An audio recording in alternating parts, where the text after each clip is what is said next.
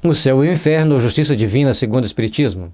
O dogma da eternidade absoluta das penas é, portanto, incompatível com o progresso das almas, ao qual opõe uma barreira insuperável. Esses dois princípios destroem-se e a condição indeclinável da existência de um é o aniquilamento do outro. Qual dos dois existe de fato? A lei do progresso é evidente. Não é uma teoria, é um fato corroborado pela experiência. Portanto, quando nós falamos em eternidade absoluta das penas, nós estamos raciocinando de uma forma que não terá sentido para o nosso crescimento espiritual. À medida que nós vamos nos aprimorando, que nós vamos nos aperfeiçoando, nós vamos ganhando, ou melhor, galgando patamares de evolução, e com isso nós vamos tendo melhores condições para o plano espiritual. E, com as penas eternas, se você errou, se você está numa condição de erro, você vai cair na situação de sofrimento após o seu desencarne e lá vai ficar eternamente. Em uma condição absurda que ninguém vai aceitar. Logicamente que existem espíritos que rastejam pelas zonas inferiores do planeta por 2.000 anos, 5.000 anos, 10.000 anos, mas tentando vencer a Deus, tentando lutar contra Deus. Mas também tem aqueles que vão procurando se aperfeiçoar, vão procurando se melhorar. Para aquele que ficou lá 5.000 anos lutando contra Deus, ao sair para dar uma comunicação, ele fala, fiquei uma eternidade no plano espiritual. Lógico, ficou 5.000 anos. O outro que desencarnou, ficou lá 100 anos, para ele também uma eternidade, o sofrimento, a sensação de tempo para quanto nós estamos em sofrimento é de uma eternidade. Portanto, muitas das vezes, aos espíritos passarem a questão da eternidade dos sofrimentos, das penas, ele está falando apenas uma meia-verdade. E as pessoas captam aquela meia-verdade no processo intuitivo da comunicação natural entre os espíritos e os homens e acaba perpetuando como uma eternidade. Portanto, ao entendermos o processo, nós temos que procurar entender que são situações diferentes, diferenciadas, que nós vamos vivenciar de cada vez. A justiça divina se dá pela pluralidade das existências.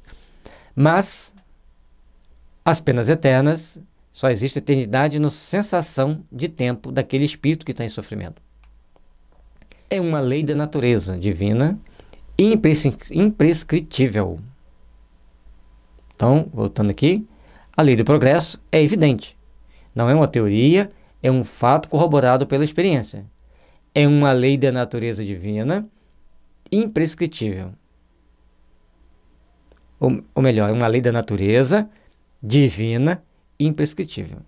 O progresso se dará sempre na nossa vida. Demos aqui uma rateadinha, mas conseguimos expressar. É, pois, que esta lei existe inconciliável com a outra. É porque a outra não existe. Se não tem como você conciliar uma lei do progresso com uma lei da estagnação, é porque a lei da estagnação não existe. Com as leis divinas não se brinca. Nabucodonosor, rei da Babilônia, estava aprontando demais. Escreve, se parece uma mão, escreve na parede. Foste colocado na balança e você faltou. A Babilônia é invadida e ele é derrotado. Mas isso é um fato que aconteceu há mais de 2.500 anos, não tem nem como provar. Mas ao longo do tempo, a história tem mostrado para nós que as circunstâncias estão se modificando, estão mudando, e cada um vai arcar com as suas próprias consequências. Depois que esta lei existe inconciliável com a outra, é porque a outra não existe. Tudo bem. Se o dogma das penas eternas existisse verdadeiramente, Santo Agostinho, São Paulo e tantos outros jamais teriam visto o céu, caso morressem antes de realizar o progresso que lhes trouxera a conversão. Aí é outro detalhe. Tanto Santo Agostinho quanto São Paulo eram pessoas refratárias ao cristianismo. Ao fazer a conversão, então, acabam santificados, canonizados. Por isso, nós precisamos de entender o caminhar evolutivo de todos nós, o processo de progresso espiritual de todos nós, se faz sempre presente para nosso aprimoramento, para nosso aperfeiçoamento. A esta última asserção, respondem que a conversão dessas santas personagens não é um resultado do progresso da alma, porém, da graça que lhes foi concedida e de que foram tocadas. Aí entra a questão da graça. Nós estamos aqui pela graça de Deus. Estamos aqui pela paciência de Jesus de nos tolerar neste planeta tão maravilhoso, que agora entra numa fase de progresso tecnológico maior e, se continuamos persistindo no mal, persistindo nas ideias retrógradas, arcaremos com as consequências. Então todos nós precisamos aprender e reaprender a viver com mais amor, com mais responsabilidade.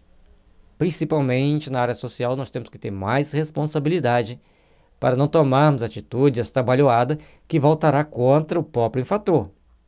Porém, isto é simples jogo de palavras se esses santos praticassem o mal e depois o bem. É que melhoraram. Logo, progrediram. Então a lei do progresso aqui na Terra existe. Também existirá no plano espiritual. E por que lhes teria Deus concedido como especial favor a graça de se corrigirem? Sim, porque a eles e não a outros. São duas perguntas básicas.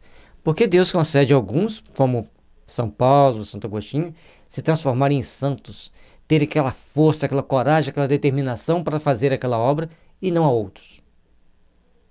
Deus teria privilegiados, teria pechada? Portanto, a situação mostra-nos que existe um processo evolutivo em que aqueles espíritos, em encarnações anteriores, fizeram determinados avanços, determinadas conquistas, que no momento que foram chamados, eis-me aqui, Senhor, e foram ao trabalho. Portanto, tem um trabalho anterior, em encarnações anteriores, de preparação para o espírito. Sempre a doutrina dos privilégios, incompatível com a justiça de Deus e com o igual amor por todas as criaturas. Se nós achamos que Deus privilegia A, B ou C, muitas pessoas que estão em determinadas condições socioeconômicas também se sentem privilegiados de Deus, se sentem no direito de fazerem o que quiserem, de agirem da forma como bem entenderem, porque são privilegiados de Deus. A lógica de um pequeno erro que é o perigoso, porque o pequeno erro que a gente usa uma lógica para ele, a gente começa a implementar erros acima daquela lógica. Eu já falei em estudo anterior, numa prova de cálculo. Eu fiz engenharia elétrica, então numa prova de cálculo tinha um erro na quinta casa decimal. E era um erro de um dígito. Por exemplo, tinha que dar 3,54398. Aí eu coloquei 54397. O professor deu errado. Ele falou, num cálculo de uma estrutura, poderia botar tudo a ruir por causa de um erro na quinta casa decimal. Só a questão está errada. Lógico que eu protestei bastante, reclamei bastante, mas na próxima prova eu fiquei mais atento. Aumentei os dígitos da calculadora para quando ela fizesse as contas, eu colocasse os dígitos ali com mais precisão. Então nós precisamos agir, entender que Deus tem leis. Assim como na engenharia, um erro num dígito, o quinto dígito atrás da casa decimal, 0, lá, o quinto erro, 0,12345. Aí tinha que ser 1, 2, 3, 4, 6, pode derrubar um prédio, pode derrubar uma estrutura. Assim disse meu professor. Se isso afeta uma construção física dos homens, imagine a nossa consciência perante pequenos erros. Nós temos que treinar, nos corrigir, nos postar para eliminarmos esses erros e nos centrarmos em sermos melhores, em sermos mais condizentes. Certo? A luta é grande, mas se nós não a empreendermos, a gente não ganha. Nós não podemos nos entregar gostosamente aos nossos erros, nós temos que lutar contra eles. Nossos vícios, nossas tendências, nós temos que nos centrar e buscar nos melhorar. Segundo a doutrina espírita, de acordo mesmo com as palavras do Evangelho, com a lógica e com a mais rigorosa justiça, o homem é filho de suas obras. durante esta vida e depois da morte, nada devendo ao favoritismo. Deus o recompensa pelos esforços e o pune pela negligência. Isto, portanto, tempo quanto nela persistir.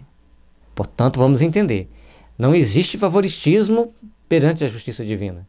Existe uma lógica, existe uma regra a cumprir e todos nós teremos que cumprir, segundo as determinações divinas, segundo aquilo que a justiça divina impõe para cada um de nós.